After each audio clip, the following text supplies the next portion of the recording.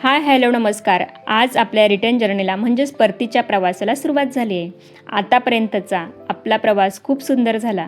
आपण ज्या काही कामासाठी आलो होतो ती सगळी कामंसुद्धा व्यवस्थित पूर्ण झाली आहेत आणि आम्ही आता आमच्या नंदेकडे आलो होतो. तर नंदेला आणि भाच्याला सगळ्यांना आम्ही टाटा बाय बाय करून आम्ही आपल्या घराच्या दिशेने निघालो.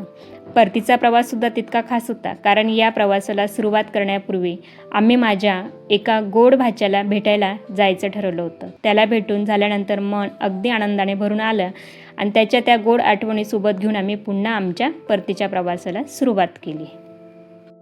असाच प्रवास करत असताना आम्ही एक टोल गेटजवळ थांबलो होतो. तेथे एका व्यक्तीने आमच्या गाडीच्या साफसफाईसाठी एका कार केअर प्रोडक्टची माहिती द्यायला सुरुवात केली. त्यांनी आमच्या गाडीवरचा एक डाग या प्रोडक्टच्या मदतीने साफ करून दाखवला. त्यामुळे मला या प्रोडक्टबद्दल थोडी उत्सुकता वाटली. मग मी त्यांना म्हटलं, तुम्ही आमच्या गाडीवरचा हा क्रॅश काढून दाखवा. जर हा क्रॅश निघाला तर मी घेण्याचा नक्की विचार करेन. नाही कंपनीचं पेंट उडालेलं आहे डायरेक्ट. हां, असे क्रॅचेस म्हणून पोचली सगळ्यात मोठी गाडी. फायदा आहे. पण त्यावेळी त्यांनी सांगितलं की हा गाडीचा कंपनीचा पेंटचा क्रॅश आहे, त्यामुळे या प्रोडक्टने तो निघणार नाही. त्यानंतर आमच्या गाडीवर त्यांनी बऱ्याच प्रकारे डेमो करून दाखवला. पण त्यावेळी मला थोडंसं जाणवलं की आपण ज्या अपेक्षेने हे प्रोडक्ट पाहत होतो त्या अपेक्षेप्रमाणे याचा उपयोग होत नाही. कारण याआधीसुद्धा अशाच प्रकारचा आमचा अनुभव आला होता. हे प्रोडक्ट घरी गेल्यानंतर आमच्याने ते डाग बिलकुल निघत नव्हते.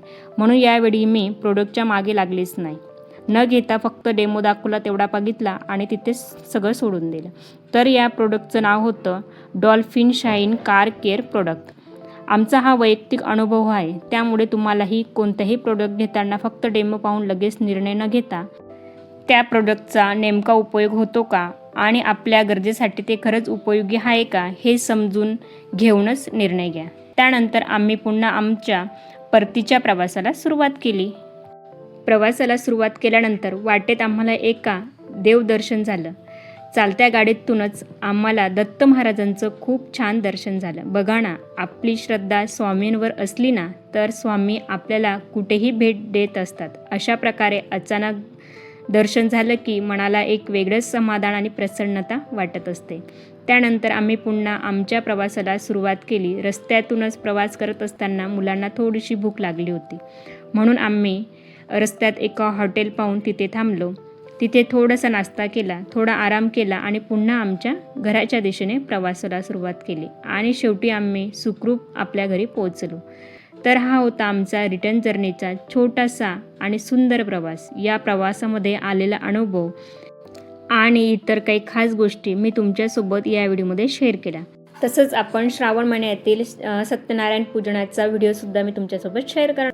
अशाच नवीन व्हिडिओसोबत भेटूया. तोपर्यंत सगळ्यांना बाय बाय.